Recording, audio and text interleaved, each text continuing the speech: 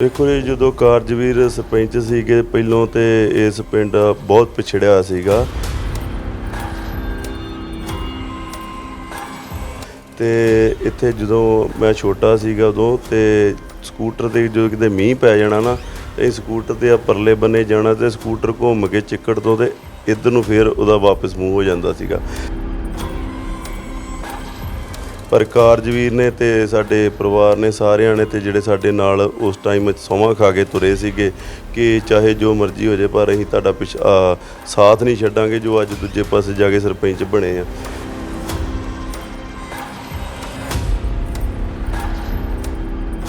ਤੇ ਸਾਨੂੰ ਯਾਦ ਆ ਮੈਨੂੰ ਕਿ ਉਦੋਂ 5 ਵਜੇ ਅਸੀਂ ਇਕੱਠੇ ਗਏ ਆ कारजवीर मैं अपना ਸਾਡੇ ਸਾਰਾ ਪਰਿਵਾਰ ਉੱਤੇ ਪਹੁੰਚਿਆ ਤੇ ਅਸੀਂ ਉਹਨੇ ਲੋਕ ਇਕੱਠੇ नहीं ਸੀ कर पाए जिन्ने उत्थे पुलिस इकट्ठी हो गई सीगी। उन्होंने सानू कहा कि असीं ये जमीन एक्वायर करना चाहुंदे असीं फिर सारिਆਂ ने सलाह कीती ते मता पा के पंचायत वल्लों ते सारिਆਂ दी सहमति दे नाल ਉਹ जमीन एक्वायर कराती।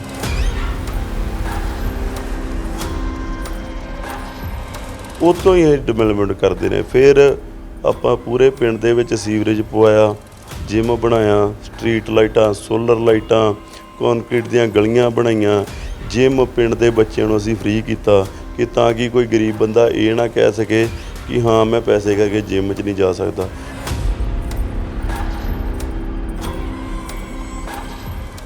ਪਿਛਲੇ 2-3 ਸਾਲਾਂ ਤੋਂ ਸੋਸ਼ਲ ਮੀਡੀਆ ਤੇ ਮਾਲਵੇ ਸਾਈਡ ਦੇ ਕੁਝ ਅਜਿਹੇ ਪਿੰਡਾਂ ਦੀਆਂ ਤਸਵੀਰਾਂ ਸਾਹਮਣੇ ਆਈਆਂ ਸਨ ਜੋ ਕਿ ਪਿੰਡਾਂ ਦੀ ਨੁਹਾਰ ਬਦਲਦੀਆਂ ਤੇ ਤਸਵੀਰਾਂ ਦੇਖ ਕੇ ਉਸ ਪਿੰਡ ਦੇ ਸਰਪੰਚ ਜਾਂ ਪਿੰਡ ਦੇ ਰਹਿਣ ਵਾਲੇ ਲੋਕਾਂ ਦੀ ਲੋਕ ਸੋਸ਼ਲ ਮੀਡੀਆ ਤੇ ਤਾਰੀਫ ਵੀ ਕਰਦੇ ਆ। ਲੇਕਿਨ ਅਸੀਂ ਅੱਜ ਅਟਾਰੀ ਹਲਕੇ 'ਚ ਮੌਜੂਦ ਹਾਂ ਤੇ 2017 ਤੋਂ ਪਹਿਲਾਂ ਅਟਾਰੀ ਹਲਕੇ ਦੇ ਬਲਸਰ ਚੰਦ ਪਿੰਡ ਦੀਆਂ ਵੀ ਤਸਵੀਰਾਂ ਇਸੇ ਤਰੀਕੇ ਹੀ ਸਾਹਮਣੇ ਆਉਂਦੀਆਂ ਸਨ ਜਿਸ ਵਿੱਚ ਲੋਕ ਉਸ ਪਿੰਡ ਦੀ ਵਾਹਵਾਹੀ ਕਰਦੇ ਸੀ। ਕਾਰਨ ਇਹ ਸੀ ਕਿ ਉਸ ਪਿੰਡ ਦਾ ਸਰਪੰਚ ਇੱਕ ਨੌਜਵਾਨ ਸੀ ਜੋ ਕਿ ਇਸ ਸਮੇਂ NRI ਹੈ ਅਤੇ ਉਸ ਵੱਲੋਂ ਪਿੰਡ ਦੇ ਵਿੱਚ ਅਜਿਹੇ ਕੰਮ ਕੀਤੇ ਜਾਂਦੇ ਸੀ ਕਿ ਪਿੰਡ ਨੂੰ ਗ੍ਰਾਂਟ ਤੱਕ ਲੈਣ ਦੀ ਜ਼ਰੂਰਤ ਨਹੀਂ ਸੀ ਪੈਂਦੀ। ਜੋ ਪਿੰਡ ਦੀ ਹੀ ਜ਼ਮੀਨ ਸੀ ਉਸ ਦੇ ਜ਼ਰੀਏ ਹੀ ਉਹਨਾਂ ਵੱਲੋਂ ਪਿੰਡ ਦੇ ਜਿੰਨੇ ਵੀ ਕੰਮ ਸੀ ਉਸ ਦੇ ਜੋ ਪੈਸੇ ਸੀ ਬਚਦੇ ਸੀ ਉਸ ਦੇ ਜ਼ਰੀਏ ਹੀ ਉਸ ਪਿੰਡ ਦੇ ਵਿੱਚ ਪੈਸੇ ਲਗਾਏ ਜਾਂਦੇ ਸੀ। ਲੇਕਿਨ ਹੁਣ ਦੀ ਗੱਲ ਕਰ ਲਈਏ ਤਾਂ ਹੁਣ ਉਸ ਪਿੰਡ ਦਾ ਸਰਪੰਚ ਜੋ ਹੈ ਉਹ ਹੋਰ ਪਾਰਟੀ ਤੋਂ ਹੈ, ਕਿਸੇ ਹੋਰ ਪਾਰਟੀ ਤੋਂ ਹੈ ਤਾਂ ਜਿਸ ਕਰਕੇ ਉਸ ਪਿੰਡ ਵਿੱਚ ਹੁਣ ਬਹੁਤ ਸਾਰੇ ਕੰਮ ਜਿਹੜੇ ਅਜਿਹੇ ਹਨ ਜੋ ਪੈਂਡਿੰਗ ਪਏ ਹੋਏ ਹਨ। ਲੇਕਿਨ ਜੋ 2012 ਤੋਂ ਲੈ ਕੇ 2017 ਤੱਕ ਇਸ ਪਿੰਡ ਦੇ ਸਰਪੰਚ ਸੀ ਜਿਸ ਦਾ ਨਾਮ ਕਾਰ ਸਿੰਘ ਸੀ ਜੋ NRI ਆ, ਉਸ ਦੇ ਪਰਿਵਾਰਿਕ ਮੈਂਬਰ ਸਾਡੇ ਨਾਲ ਮੌਜੂਦ ਹੈ। ਗੱਲਬਾਤ ਕਰਾਂਗੇ ਤੇ ਉਹਨਾਂ ਤੋਂ ਪੁੱਛਣ ਦੀ ਕੋਸ਼ਿਸ਼ ਕਰਦੇ ਹਾਂ ਕਿ ਹੁਣ ਪਿੰਡ ਦੇ ਵਿੱਚ ਕੀ ਕੁਝ ਕੰਮ ਰਹਿੰਦੇ ਆ ਜੋ ਉਹਨਾਂ ਵੱਲੋਂ ਸੋਚੇ ਗਏ ਸੀ ਕਰਨ ਨੂੰ ਲੈ ਕੇ। ਪਹਿਲਾਂ ਤਾਂ ਜੀ ਬਹੁਤ ਬਹੁਤ ਸਵਾਗਤ ਹੈ ਜੀ ਤੁਹਾਡਾ ਗਲੋਬਲ ਪੰਜਾਬ ਤੇ ਜੀ। ਧੰਨਵਾਦ ਜੀ। ਯੁਗਰਾਜ ਜੀ, ਜਦੋਂ ਤੁਹਾਡੇ ਪਰਿਵਾਰਿਕ ਮੈਂਬਰ ਕਾਰ ਸਿੰਘ ਸਰਪੰਚ ਸੀ ਤਾਂ ਉਦੋਂ ਕੀ ਕੁਝ ਕੰਮ ਜਿਹੜੇ ਪਿੰਡ ਵਿੱਚ ਕੀਤੇ ਗਏ ਸੀ ਤੇ ਕਿਹੜੇ ਕੁਝ ਕੰਮ ਜਿਹੜੇ ਰਹਿ ਗਏ ਸੀ ਜਿਹੜੇ ਦੁਬਾਰਾ ਹੋਏ ਨਹੀਂ ਜਾਂ ਹੋਣ ਵਾਲੇ ਆ?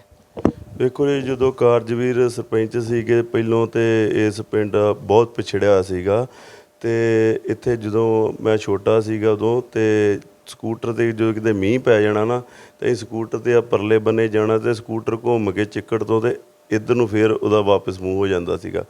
ਸੋ कारजवीर ਨੇ ਜਦੋਂ ਵੇਖਿਆ ਕਿ ਹਾਂ ਵੀ ਇਹ ਪਿੰਡ ਦਾ ਆਪਣੇ ਦਾ ਬਹੁਤ ਬੁਰਾ ਹਾਲ ਹੈ ਤੇ ਆਪਾਂ ਕੋਈ ਨਾ ਕੋਈ ਇਹਦੇ ਵਾਸਤੇ ਉਪਰਾਲਾ ਕਰਾਂਗੇ। ਚਲੋ ਬਾਅਦ ਵਿੱਚ कारजवीर ਜੀ ਬਾਹਰ ਚਲੇ ਗਏ ਤੇ ਬਾਹਰ ਉੱਥੋਂ ਨਿਊਜ਼ੀਲੈਂਡ ਤੋਂ ਜਦੋਂ ਆਏ ਤੇ ਫਿਰ ਉਹ ਸਰਪੰਚ ਖਲੋਤੇ ਤੇ ਸਰਪੰਚ ਬਣੇ। ਫਿਰ ਜਿੰਨੀਆਂ ਸਾਡੀਆਂ ਪਿੰਡ ਦੀਆਂ ਸ਼ਾਮਲੜ ਜ਼ਮੀਨਾਂ ਸੀਗੀਆਂ, ਪੰਚਾਇਤ ਦੀਆਂ ਜ਼ਮੀਨਾਂ ਸੀਗੀਆਂ ਤੇ ਸਾਰਾ ਕੁਝ ਵਿਕਿਆ ਹੋਇਆ ਸੀਗਾ, ਯਾਨੀ ਕਿ ਦੂਜੀਆਂ ਪਾਰਟੀਆਂ ਦੇ ਕਬਜ਼ੇ ਹੇਠ ਸੀਗੇ। ਕਬਜ਼ੇ ਹੇਠ ਤੇ ਛੱਡੋ ਇੰਤਕਾਲ ਤੱਕ ਵੀ ਉਹਨਾਂ ਦੇ ਨਾਂ 'ਤੇ ਚੜ੍ਹ ਗਏ ਸੀਗੇ। ਪਰ कारजवीर ਨੇ ਤੇ ਸਾਡੇ ਪਰਿਵਾਰ ਨੇ ਸਾਰਿਆਂ ਨੇ ਤੇ ਜਿਹੜੇ ਸਾਡੇ ਨਾਲ ਉਸ ਟਾਈਮ ਸਹੁੰ ਖਾ ਕੇ ਤੁਰੇ ਸੀਗੇ ਕਿ ਚਾਹੇ ਜੋ ਮਰਜ਼ੀ ਹੋ ਜਾਏ ਪਰ ਅਸੀਂ ਤੁਹਾਡਾ ਸਾਥ ਨਹੀਂ ਛੱਡਾਂਗੇ ਜੋ ਅੱਜ ਦੂਜੇ ਪਾਸੇ ਜਾ ਕੇ ਸਰਪੰਚ ਬਣੇ ਆ। ਸੋ ਗੱਲ ਇਹ ਹੈ ਕਿ ਉਦੋਂ ਸਾਰੀ ਜਦੋਂ ਜ਼ਮੀਨ ਦੱਬੀ ਸੀਗੀ ਦੂਜੀਆਂ ਪਾਰਟੀਆਂ ਨੇ ਉਦੋਂ ਆਪਣਾ DC ਕਾਹਨ ਸਿੰਘ ਪੰਨੂ ਜੀ ਅੰਮ੍ਰਿਤਸਰ ਦੇ ਡਿਪਟੀ ਕਮਿਸ਼ਨਰ ਸੀਗੇ। ਉਹਨਾਂ ਨੇ ਦੇਖਿਆ ਕਿ ਇੱਕ ਨੌਜਵਾਨ ਲੜਕਾ ਵਾ ਤੇ ਪਿੰਡ ਵਾਸਤੇ ਆਪਣੇ ਲਈ ਜਹਿਦ ਕਰ ਰਿਹਾ ਵਾ ਤੇ ਏਅਰਪੋਰਟ ਦੇ ਨਾਲ ਲੱਗਦੇ ਹੋਣ ਕਰਕੇ ਉਹਨਾਂ ਨੇ ਕਿਹਾ ਕਿ ਇਹ ਜ਼ਮੀਨ ਐਕਵਾਇਰ ਕਰਵਾ ਦਿਓ, ਨਹੀਂ ਤੇ ਇਸ ਜ਼ਮੀਨ 'ਤੇ ਇਹੋ ਕੁਝ ਚੱਲਦਾ ਰਹੂਗਾ, ਕਦੀ ਕੋਰਟਾਂ 'ਚ ਕੇਸ ਹੋਊਗਾ, ਕਦੀ ਕੁਛ ਹੋਊਗਾ, ਕਦੀ ਕੁਛ ਹੋਊਗਾ ਤੇ ਜਾਂ ਇੱਥੇ ਕੋਈ ਤੁਹਾਡਾ ਕੋਈ ਜਾਨੀ ਨੁਕਸਾਨ ਵੀ ਹੋ ਸਕਦਾ। ਤੇ ਉਸ ਟਾਈਮ ਉਹਨਾਂ ਨੇ ਗਨਮੈਨ ਵੀ ਦਿੱਤੇ ਸੀਗੇ कारजवीर ਜੀ ਉਹਨਾਂ ਨੂੰ ਤੇ ਉਹਨਾਂ ਨੇ ਸਾਨੂੰ ਪ੍ਰਪੋਜ਼ਲ ਬਣਾ ਕੇ ਭੇਜੀ। ਪੁੱਡਾ ਦੇ ਚੇਅਰਮੈਨ ਵੀ ਉਹ ਸੀਗੇ। ਉਹਨਾਂ ਨੇ ਪਹਿਲੋਂ ਸਾਰੇ ਅਫਸਰ ਸੱਦੇ ਛਣੀ ਆ। ਜੇ ਅਫਸਰਾਂ ਦਾ ਇਰਾਦਾ ਹੋਵੇ ਨਾ ਕੰਮ ਕਰਨ ਦਾ, ਤੇ ਕੋਈ ਕੰਮ ਇਹੋ ਜਿਹਾ ਦੁਨੀਆ ਦਾ ਹੈਗਾ ਨਹੀਂ ਹੈ ਜਿਹੜਾ ਨਹੀਂ ਹੋ ਸਕਦਾ। ਡਿਪਟੀ ਕਮਿਸ਼ਨਰ ਇਹਨਾਂ ਨੂੰ ਪਤਾ ਸੀਗਾ ਕਿ ਸੋਮਵਾਰ ਜੇ ਕੰਮ ਕੀਤਾ ਜਾਂ ਸ਼ਨੀਵਾਰ ਕੀਤਾ ਤੇ ਇਹ ਕੋਰਟਾਂ ਜਾ ਕੇ ਸਟੇ ਲੈ ਲੈਣਗੇ। ਉਹਨਾਂ ਨੇ ਕੀ ਕੀਤਾ ਕਿ ਸ਼ਨੀਵਾਰ ਰਾਤ ਨੂੰ ਸਾਰੇ ਅਫਸਰ ਬੁਲਾਏ, ਜੋ ਪਟਵਾਰੀ ਤੋਂ ਲੈ ਤਹਿਸੀਲਦਾਰ ਤੋਂ ਲੈ ਕੇ ਥੱਲੇ ਪਟਵਾਰੀ ਤੱਕ ਜਾਂ ਨੰਬਰਦਾਰ ਤੱਕ, ਉਹਨਾਂ ਸਾਰਿਆਂ ਨੂੰ ਤਲਬ ਕੀਤਾ ਤੇ ਉਹਨਾਂ ਨੇ ਕਿਹਾ ਕਿ ਸਵੇਰੇ ਆ ਪੈਲੀ 'ਤੇ ਜਾ ਕੇ ਕਬਜ਼ਾ ਲੈਣਾ। ਤੇ ਸਾਨੂੰ ਯਾਦ ਆ ਮੈਨੂੰ ਕਿ ਉਦੋਂ 5 ਵਜੇ ਅਸੀਂ ਇਕੱਠੇ ਗਏ ਹਾਂ, ਕਾਰਜਵੀਰ, ਮੈਂ, ਆਪਣਾ ਸਾਡੇ ਸਾਰਾ ਪਰਿਵਾਰ ਉੱਥੇ ਪਹੁੰਚਿਆ। ਤੇ ਅਸੀਂ ਉਹਨੇ ਲੋਕ ਇਕੱਠੇ ਨਹੀਂ ਸੀ ਕਰ ਪਾਏ ਜਿੰਨੇ ਉੱਥੇ ਪੁਲਿਸ ਇਕੱਠੀ ਹੋ ਗਈ ਸੀਗੀ। ਸਾਰਾ ਮਹਿਕਮਾ ਮੌਕੇ 'ਤੇ ਬੈਠ ਕੇ, ਜਦੋਂ DC ਦਾ ਇਰਾਦਾ ਹੋਵੇ ਨਾ, ਤਾਂ ਇੱਥੇ ਮੇਰੇ ਹਿਸਾਬ ਨਾਲ ਪਤਾ ਨਹੀਂ ਹਿਲ ਸਕਦਾ। ਸਾਰਾ ਮਹਿਕਮਾ ਉੱਥੇ ਬੈਠਾ ਸੀਗਾ। ਉਸੇ ਦਿਨ ਗਰਦੌਰੀਆਂ ਤੋੜ ਕੇ, ਇੰਤਕਾਲ ਤੋੜ ਕੇ, ਪੰਚਾਇਤ ਦੇ ਨਾਂ 'ਤੇ ਸਾਰਾ ਕੁਝ ਚੜ੍ਹਾ ਕੇ ਤੇ ਫਿਰ ਉਹ ਅਫਸਰ ਇੱਥੋਂ ਗਏ ਸੀਗੇ। ਫਿਰ ਉਸ ਤੋਂ ਬਾਅਦ ਪੁੱਡਾ ਦੇ ਚੇਅਰਮੈਨ ਵੀ ਉਸ ਟਾਈਮ DC ਕਾਨ ਸਿੰਘ ਪੰਨੂ ਜੀ ਸੀਗੇ। ਉਹਨਾਂ ਨੇ ਕਿਹਾ ਕਿ ਇਹ ਤੁਹਾਡੇ ਪਿੰਡ ਦੀ ਲੜਾਈ ਖਤਮ ਨਹੀਂ ਹੋਣੀ, ਜ਼ਮੀਨ ਆ ਕੋਸਟਲੀ, ਇਹਨੂੰ ਛੱਡਣਾ ਨਹੀਂ ਕਿਸੇ ਨੇ ਵੀ।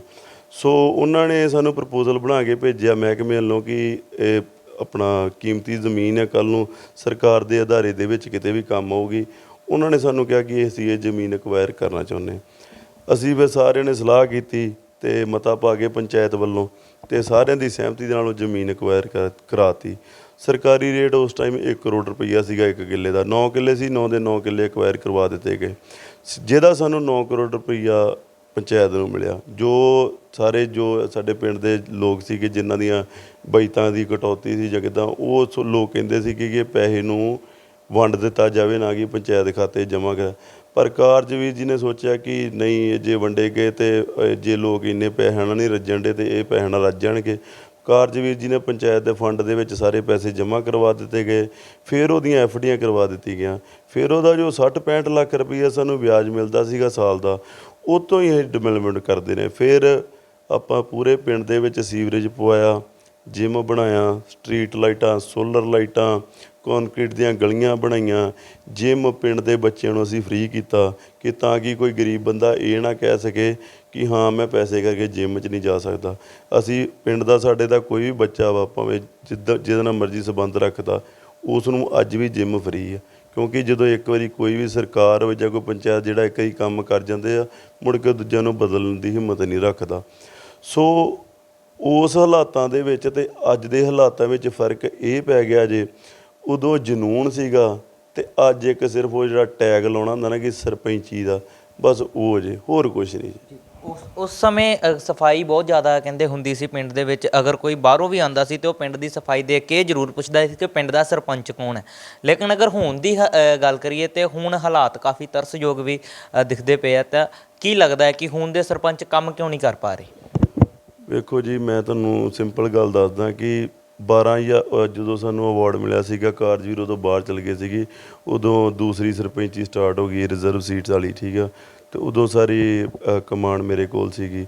ਸਾਨੂੰ ਜਦੋਂ ਅਵਾਰਡ ਮਿਲੇ ਤੇ ਆਪਾਂ ਚੰਡੀਗੜ੍ਹ ਗਏ ਸੀਗੇ ਤੇ 12,800 ਪਿੰਡ ਸੀਗਾ ਉਸ ਟਾਈਮ। 12,800 ਦੇ ਵਿੱਚੋਂ ਸਾਡਾ ਪਿੰਡ ਤੀਸਰੇ ਨੰਬਰ 'ਤੇ ਆਇਆ ਸੀਗਾ।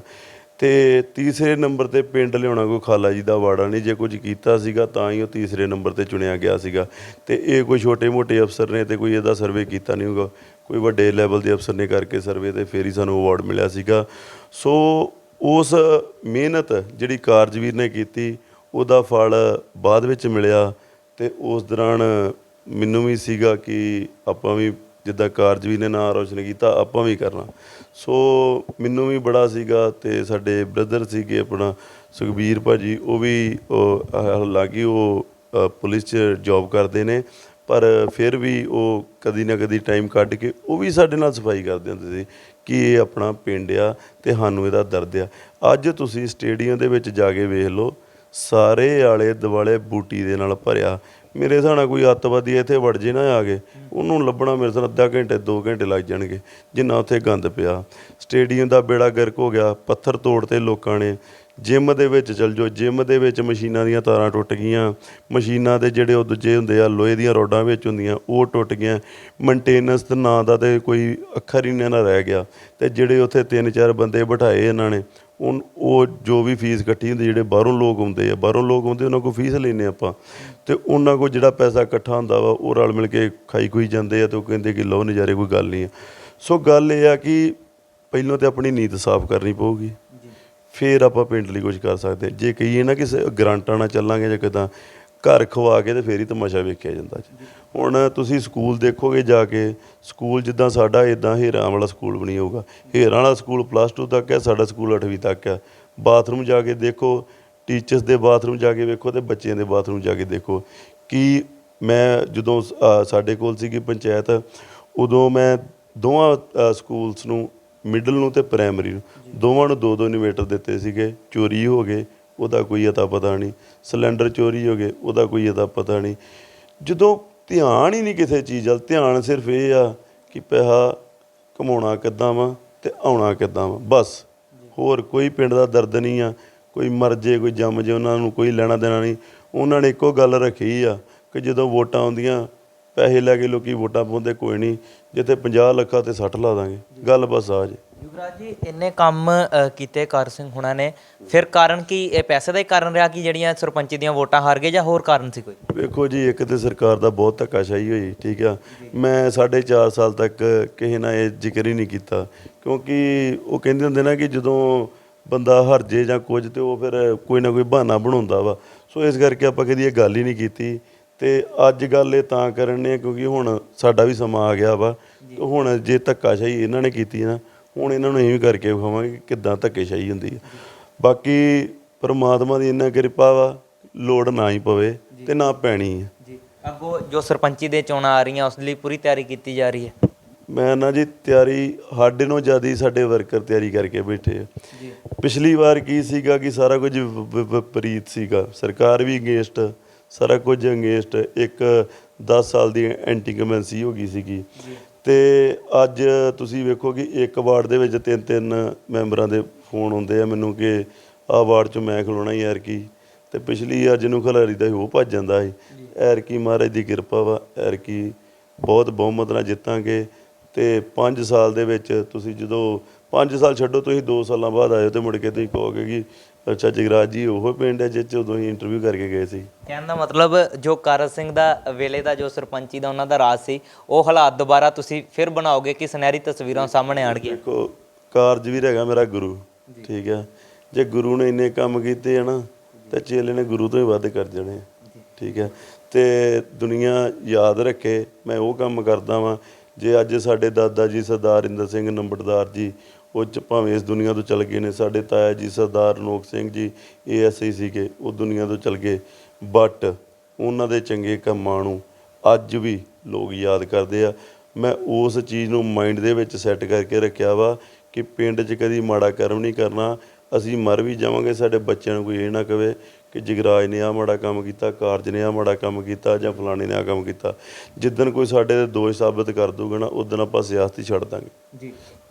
ਤਾਂ ਹੁਣ ਜਿਹੜੇ ਹਾਲਾਤ ਆ, ਇਹਨਾਂ ਨੂੰ ਸੁਧਾਰਨ ਲਈ ਤੁਸੀਂ ਕੋਈ ਯੋਗਦਾਨ ਪਾ ਰਹੇ ਜੇ? ਜੋ ਪਿੰਡ ਦੇ ਹੁਣ ਹਾਲਾਤ ਬਣੇ ਆ, ਜੋ ਕਿਉਂਕਿ ਹਜੇ ਸਰਪੰਚੀ ਤੁਹਾਡੇ ਕੋਲ ਨਹੀਂ ਹੈ, ਸਿਰਫ ਇੱਕ ਪਿੰਡ ਦੇ ਸੇਵਾਦਾਰ ਦੇ ਤੌਰ ਤੇ ਤੁਸੀਂ ਹੁਣ ਕੀ ਕੁਛ ਇਸ ਪਿੰਡ ਲਈ ਕਰੋਗੇ? ਮੈਂ ਵੇਖੋ ਜੀ, ਮੈਂ ਜੋ ਵੀ ਕਰਦਾ ਨਾ, ਮੈਂ ਗੁਪਤ ਤਰੀਕੇ ਨਾਲ ਕਰਦਾ। ਮੈਂ ਕਿਸੇ ਨੂੰ ਨਹੀਂ ਦੱਸਦਾ ਕਿ ਮੈਂ ਇਹਨੂੰ 10,000 ਦਿਆਂ, ਇਹਨੂੰ 50,000 ਦਿਆਂ, ਮੈਨੂੰ ਕੋਈ ਲੋੜ ਨਹੀਂ ਆ। ਜੇ ਕਿਸੇ ਦਾ ਕਰ ਆਏ ਆ ਤਾਂ ਠੀਕ ਹੈ, ਕਰ ਆਏ ਆ। ਜੇ ਕਿਸੇ ਦਾ ਕੋਈ ਗਰੀਬ ਬੰਦੇ ਦਾ ਕੋਈ ਮਰਗ ਹੋ ਗਈ ਆ, ਜਾਂ ਕਿਸੇ ਕੋਈ ਗਰੀਬ ਕੁੜੀ ਦਾ ਵਿਆਹ ਵਾ, ਚੁੱਪ ਕਰਕੇ ਜਾ ਕੇ ਉਹਨਾਂ ਨੂੰ ਪੈਸੇ ਪਾ ਕੇ ਤੇ ਫੜਾਈ ਦੇ ਕਿ ਆ ਲਓ ਜੀ। ਤੇ ਇਹ ਮੇਰੇ ਹਿਸਾਬ ਨਾਲ ਇਹਨਾਂ ਨੇ ਕਿਹਾ ਕਿ ਅਸੀਂ 31,000 ਰੁਪਈਆ ਸਗਨ ਸਕੀਮ ਦੇਵਾਂਗੇ, ਪਤਾ ਨਹੀਂ ਕੀ ਹਜ਼ਾਰ ਕਿਹਾ ਸੀਗਾ। 2-3 ਜਾਣੇ ਗਏ ਇੱਥੋਂ ਪਿੰਡੋਂ। ਇੱਕ ਤਾਂ ਸਾਡਾ ਗੁਆਂਢੀ ਆ, ਤੇ ਅਸੀਂ ਜਾਣ ਕੇ ਉਹਨੂੰ ਭੇਜਤਾ ਕਿ ਜਾ ਮੇਰਾ ਵੀਰ 21,000 ਤੇ ਲੈ ਆ। ਉਹ ਗਿਆ ਲੈਣ, ਤੇ ਕਹਿੰਦਾ ਕਿਹਦਾ ਮੁੰਡਾ? ਕਹਿੰਦਾ ਉਹ ਉਦੋਂ ਚੇਤਾ ਭੁੱਲ ਗਿਆ ਜੋ ਛੱਪੜ ਵੇਚਿਆ ਮੇਰੇ ਪਿਓ ਦੇ ਨਾਂ ਤੋਂ। ਸੋ ਗੱਲ ਇਹ ਆ ਕਿ ਹਾਥੀ ਦੇ ਦੰਦ, ਉਹਨੂੰ ਇਹ ਵੀ ਨਹੀਂ ਪਤਾ ਕਿ ਸਾਡੇ ਪਿੰਡ ਦੇ ਬੰਦਿਆਂ ਦੇ ਨਾਂ ਕੀ ਆ। ਮੇਰੇ ਹਿਸਾਬ ਨਾਲ ਰੇਅਰ ਲੋਕਾਂ ਨੂੰ ਉਹ ਜਾਣਦਾ। ਤੇ ਮੈਨੂੰ ਟਿਪਸ ਤੇ ਯਾਦ ਆ ਕਿ ਮੇਰੇ ਪਿੰਡ ਦੇ ਬੰਦੇ ਕਿਹੜੇ ਆ। ਮੈਂ ਤੁਹਾਨੂੰ ਇੱਕੋ ਗੱਲ ਕਹਿੰਦਾ ਵਾਂ ਕਿ ਤੀਜੇ ਨੰਬਰ 'ਤੇ ਸੀ ਨਾ ਪਿੰਡ ਪਿਛਲੀ ਟਰਮ 'ਚ, ਅਗਲੀ ਟਰਮ ਦੇ ਵਿੱਚ ਪਹਿਲੇ 'ਤੇ ਹੋਊਗਾ। ਤੇ ਲਿਆ ਕੇ ਵਿਖਾਊਂਗਾ, ਜੋ ਮੈਂ ਕਹਿੰਦਾ ਮੈਂ ਕਰਕੇ ਛੱਡਦਾ ਨਾ, ਚਾਹੇ ਮੇਰਾ ਕੁਝ ਰਵੇ ਜਾਂ ਨਾ ਰਵੇ।